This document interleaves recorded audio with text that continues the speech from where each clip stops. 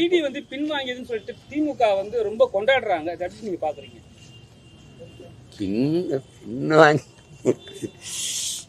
பின்வாங்க அவங்க இடி போட்ட இடங்கள்ல எல்லாம் பணம் வாங்கியிருக்காங்க. அது கடந்த கால வரலாறு. இப்போ போட்ட இடத்துல வாங்கியிருப்பாங்களா வாங்கலையா? வாங்கியிருப்பாங்க. அதனால பின் வாங்கியிருப்பாங்க. முன் வாங்கி பிறகு பின் வாங்கியிருப்பாங்க. அதை போய் பேசிட்டு இருக்க வேண்டியதில்லை. வெள்ள தடுப்பு சிறப்பு நிதிக்காக 4070 கோடி ரூபாய் மழைநீர் வடிகால் பணிக்கு ஒதுக்கப்பட்டது. இன்னும் சென்னை மாநகராட்சியில 30% பணிகள் கூட முடிவடைகள்னு சொல்றாங்க. வருடந்தோறும் மழைக்காலங்கள்ல மக்கள் அவதிப்பட்டதை கண்கூடிதான் பார்க்க முடியுது. இந்த வருடமும் அந்த நிலையை தடுக்கும்னு நினைக்கிறீங்க? நீங்க நிதிநிலை அறிக்கையில அவங்க படிக்கிற அந்த சொல்ற வார்த்தையை நீங்க நன்கு கவனிக்கணும். 4070 கோடி, 5000 கோடி, 6000 கோடி ஒதுக்கீடு அப்படிங்கிறத நாங்கள் இந்த திட்டத்துக்காக ஒதுக்குறோம் அப்படிங்கிற வார்த்தையை நீங்க கவனிக்கணும். இப்ப ஏன் நீங்க போடலன்னு கேட்டீங்க, அது இன்னொரு தடவை சொல்லுங்கம்பாங்க.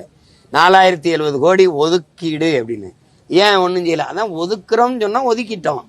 நீங்க அதை அழிக்கிறோம், அதை செயல்படுத்துறோம் சொன்னா அதை செயல்படுறது. அது ஒதுக்குறது பதுக்கிறது. அப்புறம் அந்த பணத்தை திருப்பி தேர்தல் நேரத்தில் வாக்கு கொடுத்து மறுபடியும் பதவிக்கு வர்றது. இதுதான் மொத்தமாக 2500 ரூபா தான். இந்த 2500 கோடி தான் தேவைங்கிறான். கழிவு நீர், மழை நீர் வழிந்தோட நீரியல் வல்லுநர்களே, பொறியியல் வல்லுநர்களே சொல்றாங்க. ஆனால் இவங்க நம்ம ஆளுங்க அதை பற்றி அக்கறை இருந்தால் தானே அதை செய்யணும்னு இல்லை. 60 ஆண்டுகளாக மாறி ஆண்டு இன்னும் மழை நீர், கழிவு நீர் வழிந்தோட கூட காவாய் இல்லை.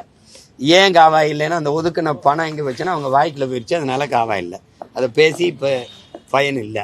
பல ஆண்டுகளா நீங்களும் நிறைய பேசுறீங்க, தனித்தனியா இது பண்ணுவீங்க. ஆனா ஓட்டு சதவீதம் நல்லா வாங்குறீங்க. ஆனா மதம், பணம், கட்சி ஓட்டு தான் வந்து ஜெயிக்குது. 2026 சட்டமன்றத்துல நாம் தமிழர் கட்சி குரல் ஒலிக்குமா? உங்க எம்எல்ஏ உள்ள போவாங்க? நீங்க ஒலிக்கணும்னு நினைக்கிறீங்கல்ல, ஒலிக்கும். ஒண்ணுதான் நீங்க கவனிச்சுக்கணும். லெலின் சொல்றாங்க, இதுவரை வாழ்ந்தது போல இனி எப்போதும் வாழ முடியாது என்கிற நிலை உருவாகுமானால் மக்கள் தாங்களே புரட்சி செய்வார்கள்னு.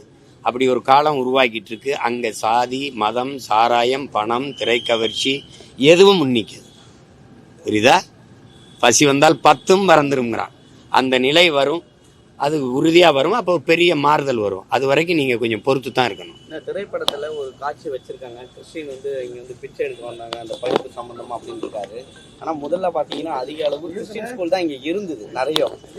இப்ப இருக்கிற பாஜக சிபிஎஸ்சின்னு ஒண்ணு இருக்கு. அதுல போனாவே நம்மளுக்கு வந்து இதை வேணும் அது வேணும்ன்றாங்க. இப்ப பள்ளி வர திறக்க போது எல்லா இடத்துலயும் தனியார் பள்ளிகள் தான் அதிகமாயிடுச்சு. எல்லாருமே வந்து ஓடுற காலகட்டங்கள் சம்பாதிக்கும் போது அது சேர்க்க முடியல.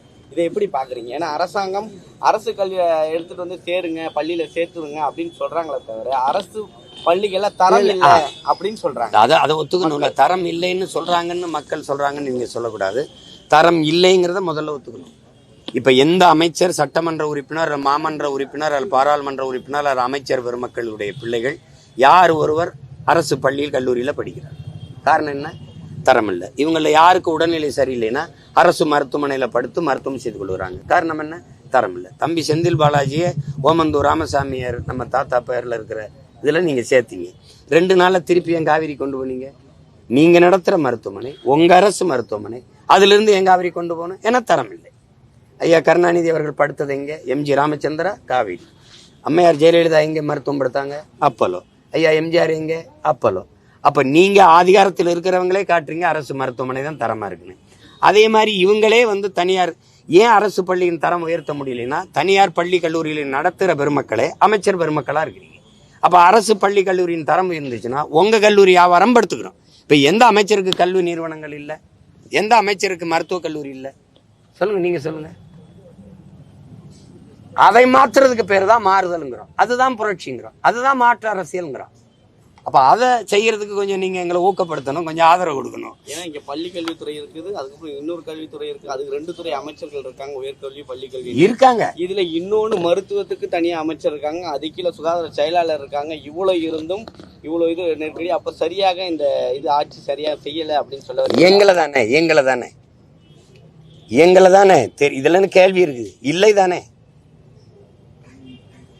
இல்ல, தோற்று போச்சு. தனியார் மய, தாராளமய, உலகமய பொருளாதார கொள்கையில எல்லாவற்றையும் அறிவை வளர்க்கும் கல்வி, உயிரை காக்கும் மருத்துவம், உலக உயிர்களின் உயிர் தேவையா இருக்கிற நீர், 3ஐயும் விற்பனை பண்டமாக மாற்றிவிட்ட நாடு இல்ல சுடுகாடு. அது மாற்றி வித்துருச்சு. அறிவை எப்படி நீ விற்பனை பொருளா மாத்தின? உயிரை காக்கும் மருத்துவத்தை எப்படி வியாபாரமாக்குன? மருத்துவம் ஒரு மகத்தான சேவை, அது என் மக்களுக்கு தேவைங்கிற கோட்பாட்டில் நீ இயங்கி இருக்கணும். ஒரு நாட்டின் வளத்திலே ஆகப்பெரிய வளம் கல்வி வளம் தான், அறிவு வளம் தான். அந்த அறிவு எப்படி, அறிவு கருவறை எப்படி வர்த்தக வியாபார அறையா மாறிச்சு? எப்படி வர்த்தக அறையா மாறிச்சு? மாத்தினது யாரு?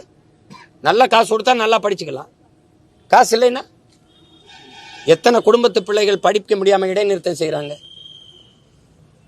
அரசு பள்ளி கல்லூரியின் தரத்தை உயர்த்த மாட்டாங்க. காரணம், இவர்களுடைய கல்வி நிறுவனங்களின் வசூல் பாதிக்கப்பட்டோம்.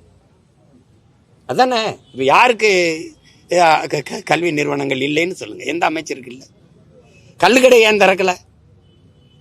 எல்லா மாநிலங்களையும் கல் இருக்கும்போது இங்கே மட்டும் ஏன் மதுவா மாறிச்சு? ஏன்னா சாராய ஆலை வைத்திருக்கிற பெருமக்கள் ஆட்சியாளர்கள், அவர்கள் கல்லுக்கடையை திறந்தா அந்த டாஸ்மார்க் வியாபாரம் படுத்துரும். வியாபாரம் படுத்தா அந்த ஆலையிலிருந்து சரக்கு எடுக்கிற அளவு குறைஞ்சிரும். அப்ப புரியுதுன்னு நினைக்கிறேன். இது தெரிஞ்சுக்கிட்டே நீங்க அண்ணன்ட்ட திருப்பி இந்த கேள்வியை கேட்டுக்கிட்டு இருக்கிறீங்க. அதை மாத்தணும்னு தான் தனிச்சு நின்று போராடுறேன். முடிஞ்சா எனக்கு ஆதரவு கொடுங்க. இந்த தேர்தலில் ஒரு ஓட்டை போட்டு விட.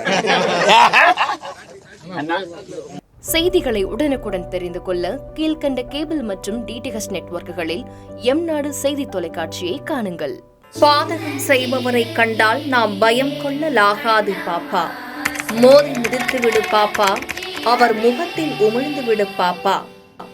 அண்மை செய்திகளை உடனுக்குடன் தெரிந்து கொள்ள இணைந்திருங்கள் எம்நாடு தொலைக்காட்சியுடன்.